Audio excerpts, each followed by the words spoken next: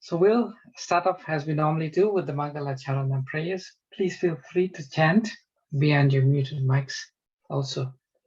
Om Gyana Timirandasya Gyananjana Shalakaya Chakshurunmalitam Jena Tasmai Shri Gurave Namaha Sri Chaitanya Manobhistam Stapitam Jena Bhutale Swayam Rupa Kadamayam Dadati Swapadantikam Vandeham Shri Guru Shri Yata Padakamalam Shri Gurun Vaisnavamscha Shri Rupam Sagrajatam Sahagana Raghunatham Vitam Tam Sajivam Sadvaitam Savadutan Parijana Sahitam Krishna Chaitanya Devam Shri Radha Krishna Padan Sahagana Lalita Shri Vishakam Vitamscha Panchakalpa Tarubhyascha Kripa Sindhubhyacha Patitanam Pavanebhyo Vaishnavebhyo Namo Namah Jai Shri Krishna Chaitanya Prabhu Nityananda Shri Advaita Gadadhara Shivashadi Gaura Bhakta Vrinda Hare Krishna Krishna Krishna Hare Hare Hare Rama Rama Rama Hare Hare Namam Vishnupadaya Krishna Prishtaya Bhutale Srimate Bhaktivedanta Swaminiti Namane Namaste Saraswati Deve Gauravani Pracharine Nirvishesha Shunyavadi Paschatya Deshatarine Srila Prabhupada Ki Jai. So we continue with our reading of chapter 2, entitled The Contents of the Gita Summarized, and we will read text number 64. As we've been discussing, and most of you have been following, Lord Krishna has been describing Stita Pragya, the one who is merged in transcendence. And essentially, the Lord Krishna is telling Arjuna, if you are situated on the platform of transcendence, then you will not be going through all of this anxiety, doubt, and all the other powerful negative emotions you're feeling at the moment. And in this section of verses, the Lord has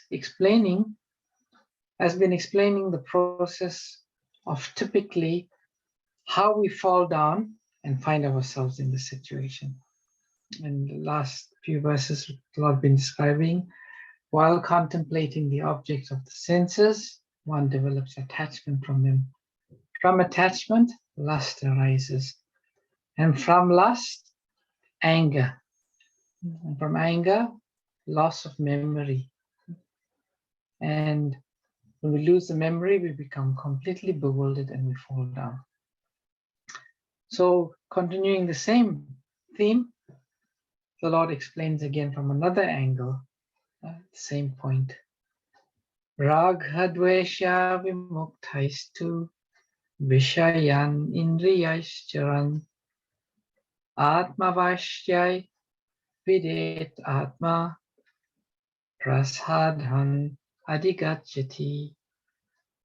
Synonyms: Ragha, attachment; Dvesha, and detachment; Vimuktai, by one who has become free from; 2, but Vishayan, sense objects; Indriyai, by the senses; Charan, acting upon; Atma Vaishai, under one's control; Vidheya Atma, one who follows regulative freedom; Prashadham, the mercy of the Lord; Adhigacchati, attains. Translation by Srila Prabhupada. But a person free from all attachment and aversion and able to control his senses through regulative principles of freedom, can obtain the complete mercy of the Lord. Purport by Srila Prabhupada. It is already explained that one may externally control the senses by some artificial process.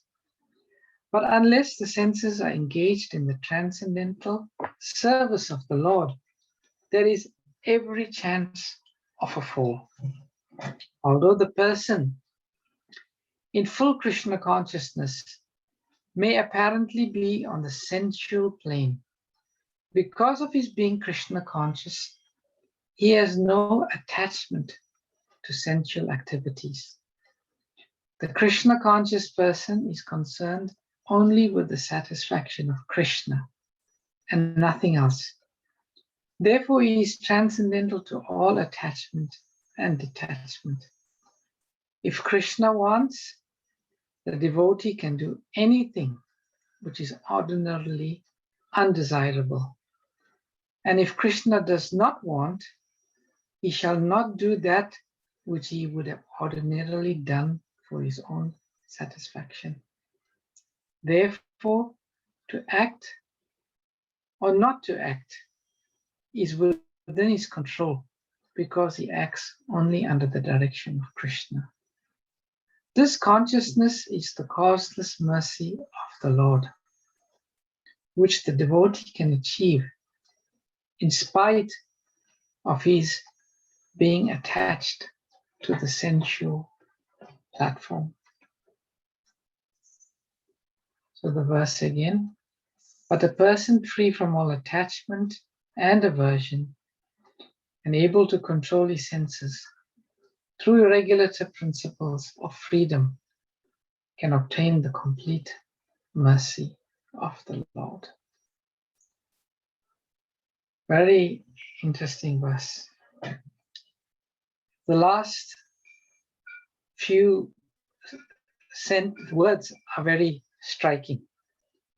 Can obtain the complete mercy of the Lord. That is what we all seek.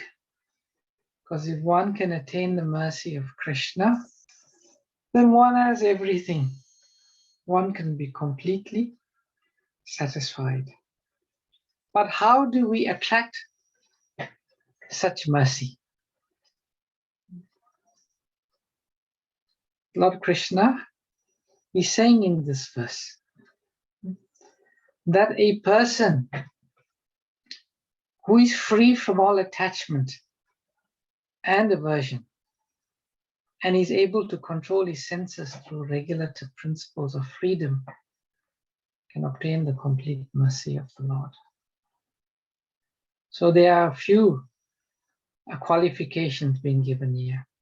Free from attachment, free from aversion, control of the senses through the regulative principles of freedom. Actually, there are many people who are free from attachment, but they are unable to attract Krishna's mercy. There are people that are free from aversion, but they are unable to attract Krishna's mercy. And there are people who are very controlled in their senses, but they are unable to attract Krishna's mercy. One story which comes to mind very clearly is in the pastimes of Sri Chaitanya Mahaprabhu. There was a young Brahmana, a very austere Brahmana. He wanted to experience the Prem Sankirtan that was taking place every night in the house of Srivasacharya. Sri Chaitanya Mahaprabhu would go into the house of Srivasacharya and he would perform Sankirtan.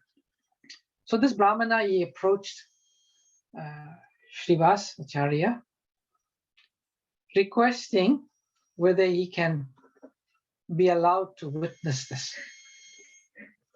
So Srivasacharya said, okay, you come and you hide in a cupboard and there'll be a slight gap through the door and then you can see. So Sri Chaitanya Mahaprabhu got together with his associates and the kirtan began. And the kirtan would rise to higher and higher levels of ecstasy. But that day, after a few moments, Sri Chaitanya Mahaprabhu said, stop the kirtan. And Mahaprabhu said, I am not feeling the ecstasy.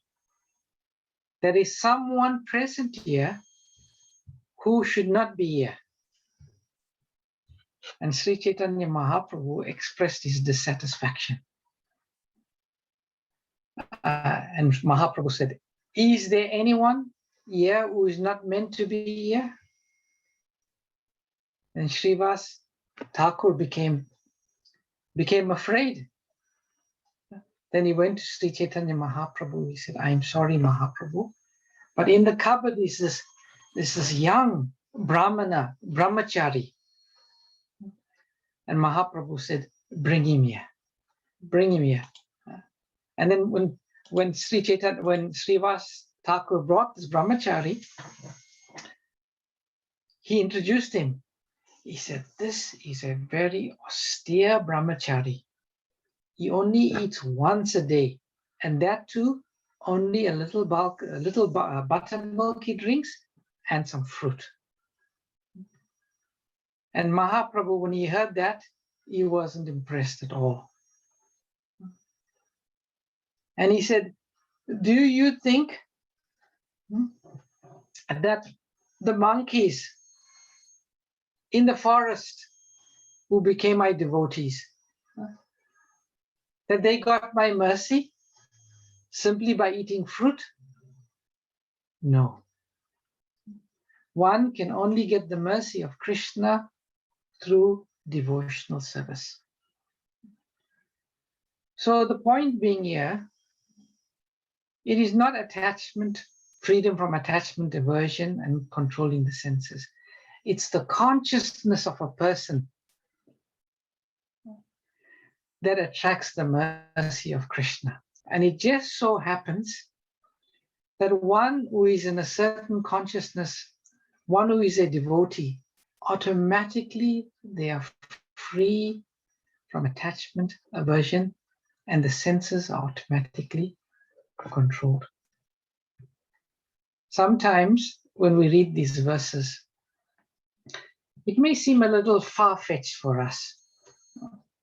It may seem that this freedom from attachment, aversion, complete control of the senses, this is only achieved by some people who are on a very elevated, austere platform. Some of us may struggle to relate to these verses, thinking that this is beyond me. But in the purport, Srila Prabhupada is explaining something very, very interesting. And you can see he uses the word sensual a few times. And he talks about a Krishna conscious person apparently being on the sensual platform. And then this last statement he makes is very interesting. Prabhupada says, this consciousness is the causeless mercy of the Lord, which the devotee can achieve in spite of being attached to the sensual platform. Would anyone like to explain in their own words their understanding of the statement? That the devotee can achieve the causeless mercy of the Lord in spite of being attached to the sensual platform. Who would like to explain this?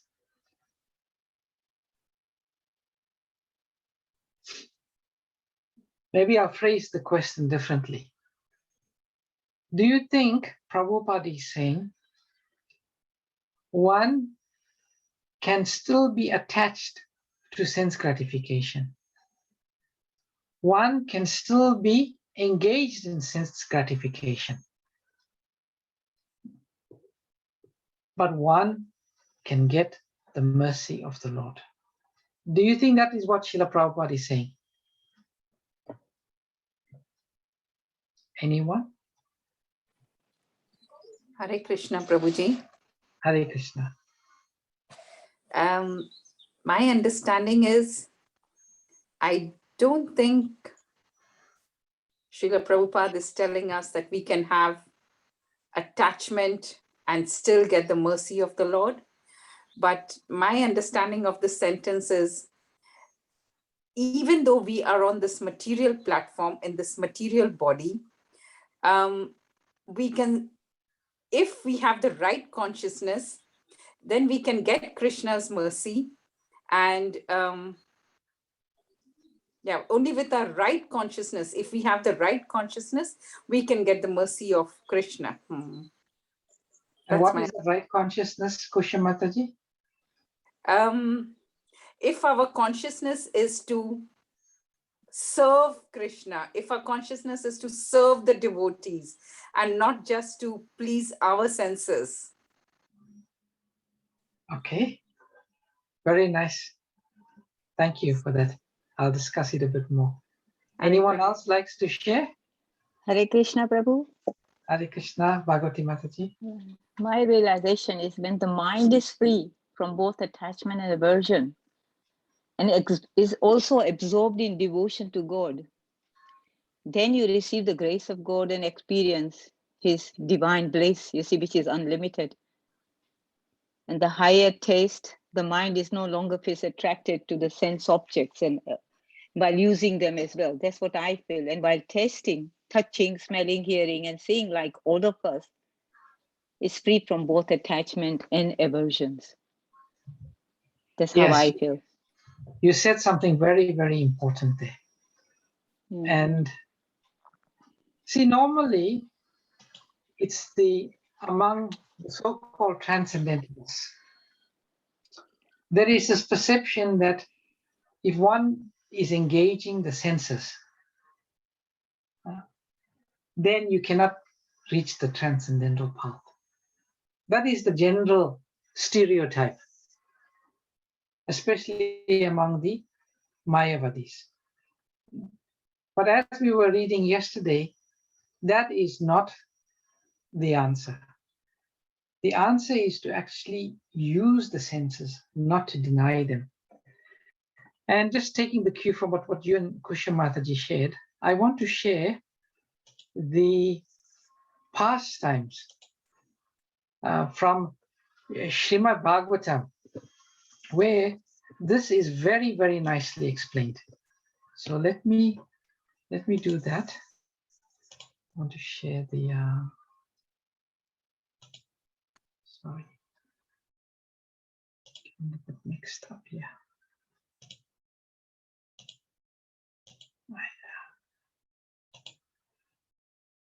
All right, now I found it. Okay, so Bhagavati Mataji alluded to this, but it's very nicely explained, and I will read. This is reading from the 9th canto of Srimad-Bhagavatam, 4th chapter, which describes the pastimes of Maharaj Ambarish. And this is the essence of what Srila Prabhupada is saying in the purport. King Parikshit inquired. He's inquiring from Shukadev Goswami. O great personality, Maharaj Ambarish was certainly most exalted and meritorious in character. I wish to hear about him. How surprising it is that the curse of a Brahmana, which is insurmountable, could not act upon him. Shukadev Goswami said, Maharaj Parikshit, the most fortunate, no, Shukadev Goswami said, Maharaj Ambarish, the most fortunate personality, achieved the rule of the entire world, consisting of 7 islands, and achieved inexhaustible, unlimited opulence and prosperity on earth. Although such a position is rarely obtained, Maharaj Ambarish did not care for it, for he knew very well that all such opulence is material, like that which is imagined in a dream. Such opulence will certainly be destroyed The king knew that any non-devotee who attains such opulences merges increasingly into material nature's mode of darkness. Maharaj Ambrish was a great devotee of the Supreme Personality of Godhead Vasudeva, and of the saintly persons who are the Lord's devotees. Because of his devotion, he thought of the entire universe as being insignificant as a piece of stone.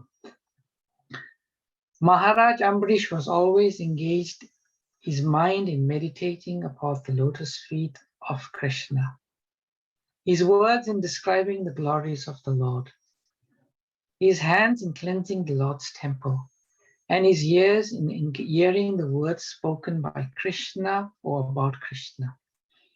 He engaged his eyes in seeing the deity of Krishna, Krishna's temple and Krishna's place like Mathura and Vrindavan.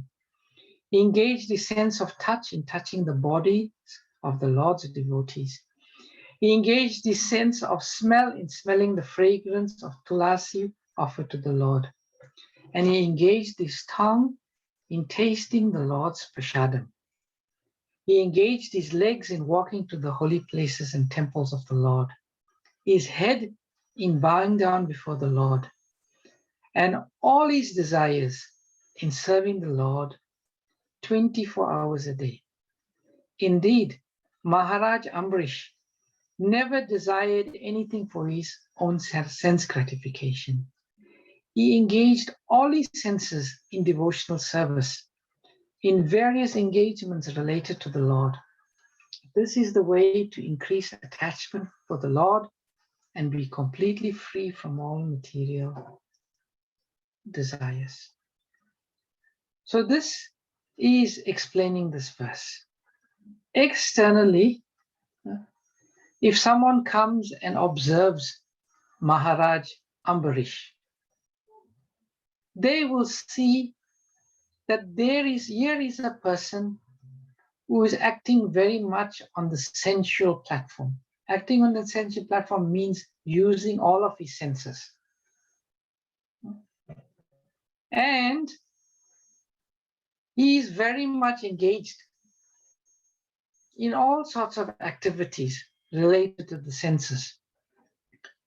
Now, if a Mayavadi or a Jnani comes and sees Maharaj Ambarish, he would conclude that here is a person very much on the material platform. But what we read here is something completely to the contrary. He is acting on the sensual platform, meaning in using all of his senses, but his consciousness is to use all of his senses in the service of the Lord. Yet he said 24 hours a day. Not desiring, when he's using those senses, none of those senses are being used for his own gratification. His consciousness is, these senses that I'm using is for Krishna's gratification, is for Krishna's gratification. And in this way, one becomes completely free of all attachment.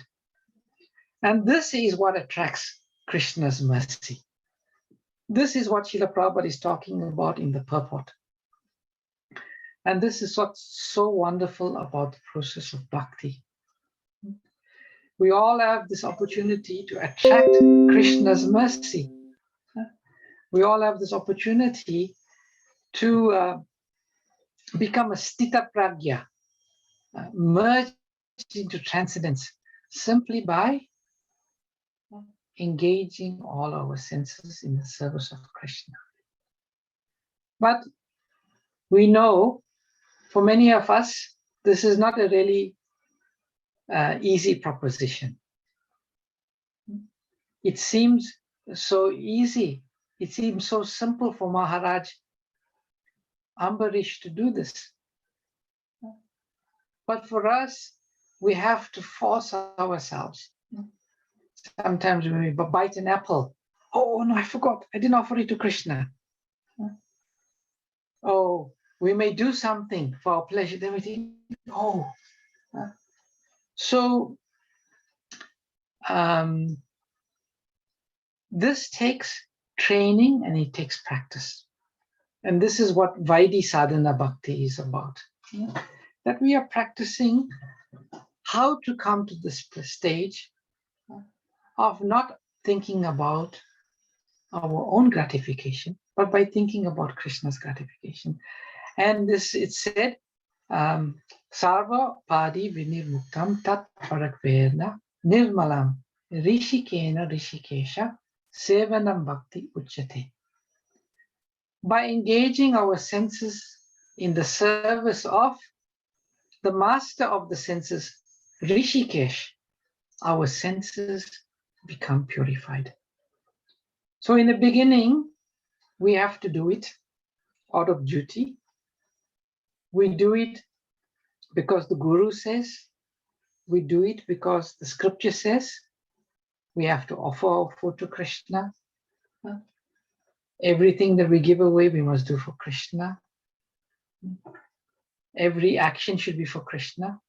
It's not spontaneous. But by doing it out of duty, gradually, the senses will become purified. And the next time, automatically, even before biting the apple, we'll think, this is for Krishna's pleasure. This apple is for Krishna's pleasure. I offer it for Krishna first. Let Krishna enjoy the apple, and then I'll take his remnants. This is what all of these verses, and such a devotee in such a consciousness attracts the mercy of Krishna. So this was Maharaj Ambarish, who was present many thousands of years ago. And some people may say, well, those were different times. In Kali Yuga, it's more difficult. I want to now share with you someone more contemporary, and that is Srila Bhaktivinoda Thakur. Srila Bhaktivinoda Thakur, again, from someone who is observing him externally. He's a magistrate. He is the head of the Jagannath temple. He has 14 children. He's a householder. But yet he was known as the seventh Goswami. Someone who's apparently acting on the sensual platform, going to work, having so many children, taking care of the household. But Srila Bhaktivinoda Thakur's consciousness was completely different. And actually, he reveals that consciousness in a book called Sharanagati. And Sharanagati is a compilation of many songs. And one of these songs, I would just like to read the translation to you. It's called Tua Bhakti Anukul. I won't read the Bengali. I'll just read the translation. And Srila Bhaktivinoda Thakur sings, I will surely execute with utmost care those activities favorable to your pure devotional service. I will feel fondness for those things in this world which are conducive to pure devotion. And with my senses, I will engage them in your service. I will carefully listen to all discussions concerning you. And the satisfaction of my eyes will be to behold your divine abode. I will nourish my body with the sacred remnants of your food and smell the sweet scent of tulsi leaves adorning those offerings. With my hands, I will always execute your service, and I will dwell forever at that place where you abide. I will employ my desires in your devotional service and show anger to those who are envious of you. In this way, May all my propensities and emotions obtain dignity and glory by being favorable to you. I will consider as favorable to your devotional service anything I do which is favorable to your devotee. Bhakti-Vinod knows neither religion nor irreligion. He simply prays that all his activities be conducive for pure devotion to you. Very interesting song. In the last he says, Nahi jane dharma adharma, bhakti anukul tara ho sabha karma. And this is what Srila Prabhupada is saying also in the purport. Something which a devotee would normally not consider favorable, or something that he likes doing. But if it pleases Krishna, he will do it. And something that he would like very much to do, if it's not pleasing to Krishna, he won't do it. So this is the way of bhakti, the process of bhakti. To use everything, even anger. Is very interesting in the song. He says, I'll even show anger. Normally something is, anger is not something we like. Once one devotee was telling Prabhupada, we'll become Krishna consciousness, and Krishna consciousness will rid this world of all anger. And Prabhupada said, what? We don't want to rid this world of all anger. Why do we want to do that? Krishna spoke the Bhagavad Gita simply to make Arjuna angry. Hanuman became very angry and he burnt Lanka. So we are not against anger. Anything that can be used in the service of the Lord, we shall use. And this is the essential principles of bhakti.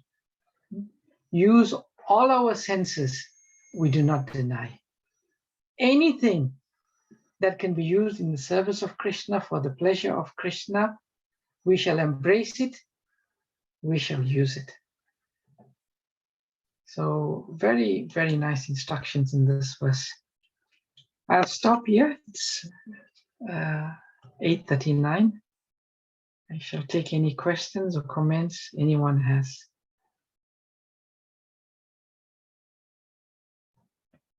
Prabhuji, Hare Krishna. Hare Krishna, Puja Mataji. It's a simple question, like when you say eating an apple, we get an apple, we wash it. So before we eat it, do we have to physically offer it to a place of worship, or we think about Krishna and then we can eat it? How do you think of Krishna? Krishna, nothing is mine. Everything belongs to Krishna. So the place I'm living it, what his facilities is providing, I'm mere resident in this whole place. Okay. So the answer to your question, Puja Mataji, is when we are on the platform of sadhana bhakti, regulative devotional service, right? We are in the consciousness, we have to take everything and offer it to the deity. So the apple, you can offer it, but sometimes maybe you're not at home, you're not in front of the deity, but mentally you can offer. And essentially, we know that Krishna doesn't need that apple. Yes. He's got so much more beautiful, fragrant, tasty apples. But it's a consciousness is, Krishna, this is a very sweet apple. I'd like you to taste it first, and then I like to have your remnants. And that's what yoga means. Yoga means in every small activity, every single action, there is a connection being established between us and the Lord. So Puja Mataji, yes, in one sense, there doesn't need to be any formality, but at the same time, it should not be a routine. Okay, here's the apple. I have to offer it to Krishna. Krishna, please accept this apple. Shri Vishnu, Shri Vishnu, Shri Vishnu, chomp. It's not like that. It's the apple. It's a connection. It's a connection with Krishna. It's a loving exchange with Krishna. The devotee thinks, It's Krishna, this apple, you are so amazing. You know, this, I don't know how you are so amazing that you could put such sweetness in a fruit. And I'm sure there's so much of flavor in this apple. So you take a bite first, Krishna, and then after that, I'll have your remnants. It's the consciousness, Pujamata. That's the essence of it. You know, it's the consciousness, it's the connection that it brings to Krishna with us. And the others are formalities in terms of how we offer, where we offer. Does that make sense to you? Yes, it makes sense. Now, coming to another question. Yesterday, we went to my brother's house for a meal, and I offered prasadam to Bhoga to Krishna, and then we ate it. But when I came home, it was quite late. By that time, I usually have little lala, which I put to sleep. But because I came home quite late, I couldn't offer any Bhoga to Krishna at home. So I just put him to sleep with his glass of water there. So, and then I felt a little bit guilty that should I have done something before I went to my brother's house and given to Krishna. So I was a little bit upset yesterday. In devotional service, there should not be much guilt. Although the sentiment you may thinking, I didn't feed my little lala, I didn't fill my Krishna, you know. Yes. So maybe, that is there. You can just adjust, you know, if you thought about it a bit more, maybe you could have known that you're going to come late, you could do your seva. Yesterday, the same thing happened to me. It was such a busy day from the morning to the evening. I was completely exhausted.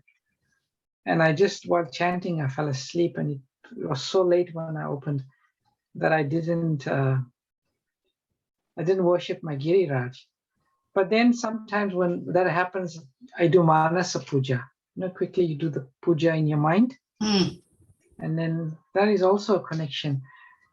But the basic principle, Mataji, is it's our connection with Krishna. So we can take some lesson for ourselves from it, but don't beat yourself up over it. Yeah. Okay. Hare Krishna, Prabhuji. Hare Krishna.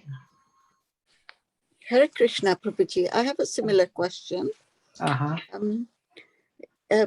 We would like to offer clean and, vegetarian food to Krishna. My concern would be, if I eat out, it's still vegetarian, but my worry would be, I don't know the person who's cooked it, how clean they are.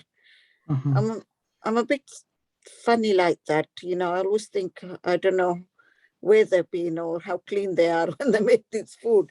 So personally, I wouldn't like to offer it to Krishna because I'm not sure how clean it is. Do you know what I'm trying to say? Yeah, this is the dilemma, Mataji. If I make it, then I'm okay. I know I've made it and I know I've, followed the procedures, been clean about everything, all that. But when it's somebody else cooking for you, you don't know, what they've touched.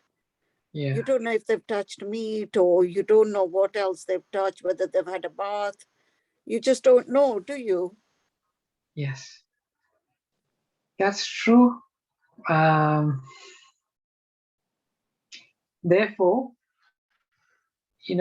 eating out in the restaurant is more the exception, because the devotee does not like to eat bhoga, and then at the same time, we don't want to offer Krishna something that's been cooked by the person in the wrong consciousness. So that's the dilemma in eating in the restaurant. So Srila Prabhupada says, for that reason, the devotees, as far as possible, they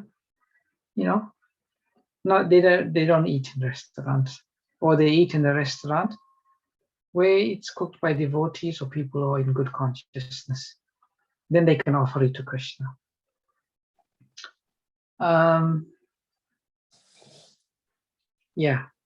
I guess.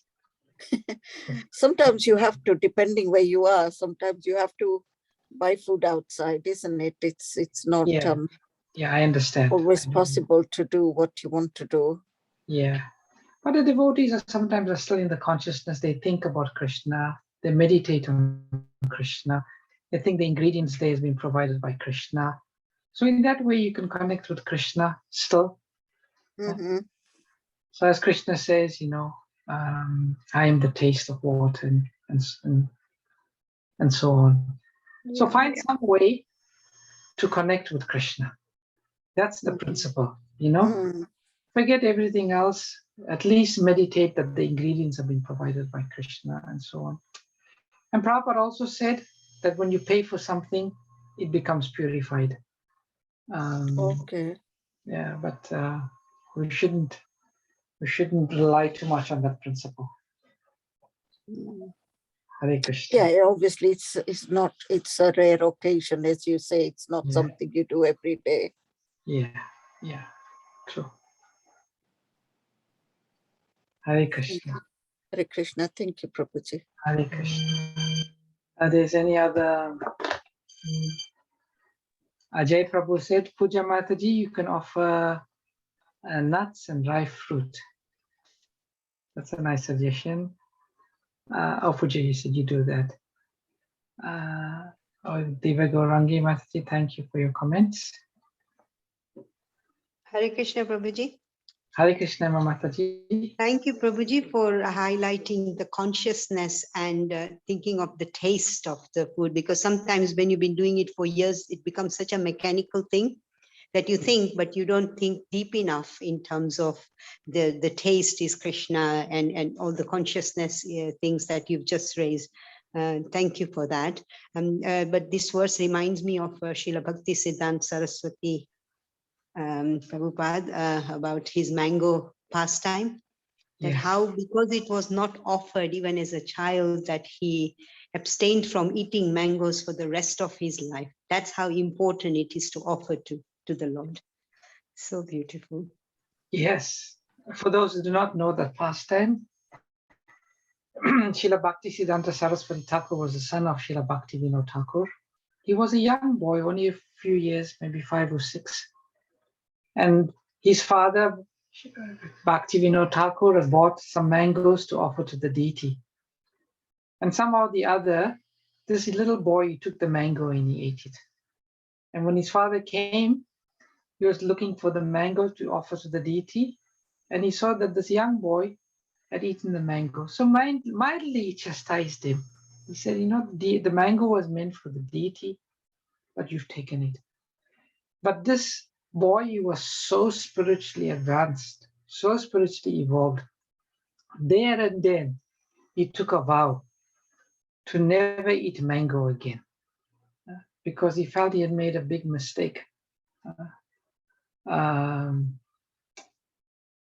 even in his later years, whenever any of his disciples will bring mango for him, he will say, "Thank you, but I am an offender." So you can see he was so much in the consciousness that everything should be for Krishna's pleasure. Oh, someone is asking a question here. Indira Mataji, you're asking how long to wait for your Bhagavatam set. Have you already you made the transaction, Mataji? Yes, I did. Hare Krishna, Prabhuji. I Hare did Krishna. on the Rath Yatra day. Oh, okay. So we can get that to you. Where are you located? I'm in Essex, Chigwell, Essex. Okay. I will speak to the team and we'll get them. In the worst, if you are coming for Janmashtami, we'll be at the temple. So latest, you can also get it from us then. I don't know if I'm coming to the Janmashtami. We'll arrange for it.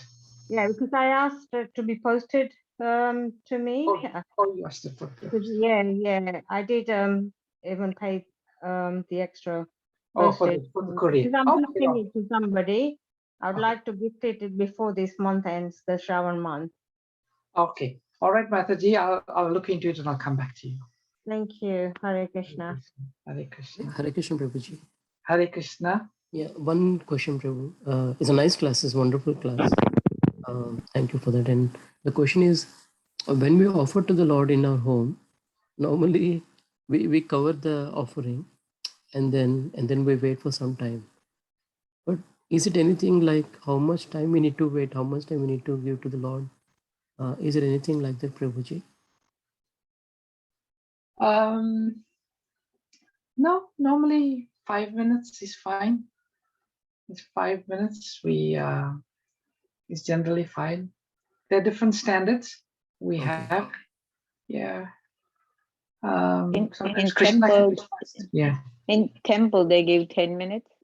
10 minutes. Okay. Okay. There's no And- hard and fast rule, Prabhu.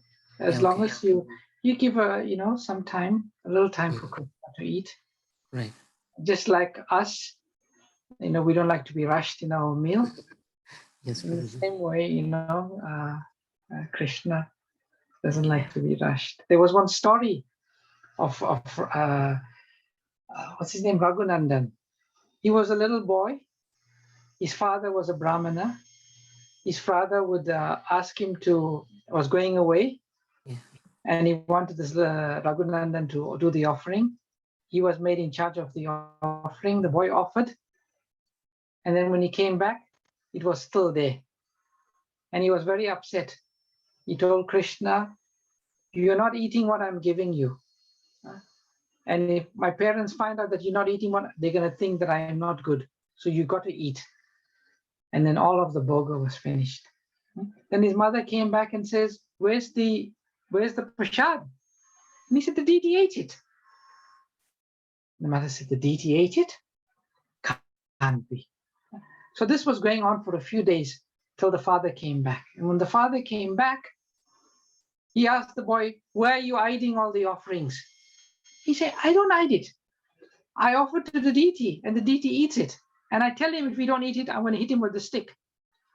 And he eats it. And his father said, this boy is making up stories. So he hid behind the curtain. And the boy did the offering. And he saw the Lord's hand coming. And he grabbed the Lord's hand, the father. And he didn't have faith that Krishna would eat. So in the same way, we offer and we have the faith that Krishna would eat. If we're in that mood, Krishna will eat. This little boy was in that mood. Krishna, you have to eat. So yeah, Yes. probably it's a few minutes only. That's fine. Yes, sir. Thank you so much. And one more question, Prabhu, like long question. Yes. Can you help us in getting a realization from Shabri offering the eaten fruits to Lord Ram? Yes. Normally when we offer, we chant some mantra and we Yeah. make sure that we purify the things before we give to Lord. Like whereas Shabri, just out of affection, she just fed even the eaten fruits. Yes. Without chanting any mantra. Yeah. So what realizations we can get? Can you please help us in understanding anything from that, Prabhuji? Yes. She was on the platform of spontaneous devotional service. Her heart was completely pure and she had pure bhava. So the Lord is Bhavagrahi Janardhan. He sees the sentiment of the devotee more. So we cannot imitate the realizations we get. We cannot imitate such advanced devotees because we are not in that platform. But when we become very advanced on the platform of spontaneous devotional service, then such pastimes will take place between the Lord and the devotee. But the lesson, you asked me what lesson we take away from that. Yes, the Lord is not so concerned. The first lesson, the Lord is not so concerned about rules and regulations. He's more concerned about the bhava, the mood. And secondly, lesson we take, we can't imitate such advanced devotees because we are on a lower platform. So there are two lessons from that pastime. Thank you so much, Prabhuji.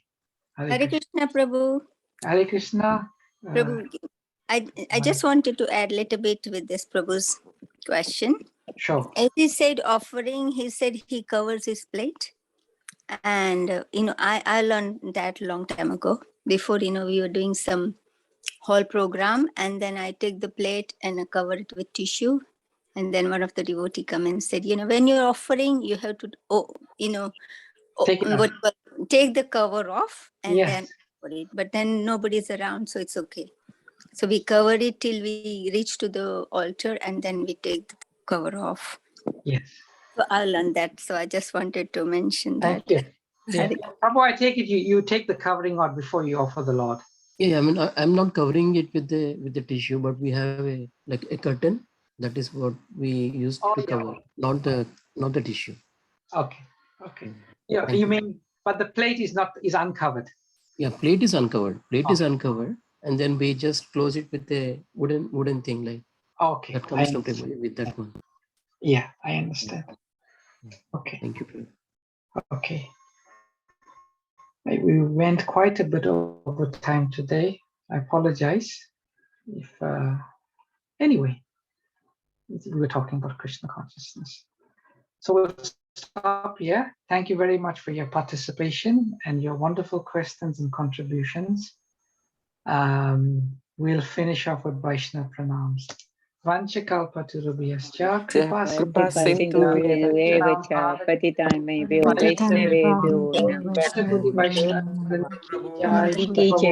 Prabhupada ki jai. Hare Krishna. Thank you, Prabhu. Thank you, Prabhu. Hare Krishna. Hare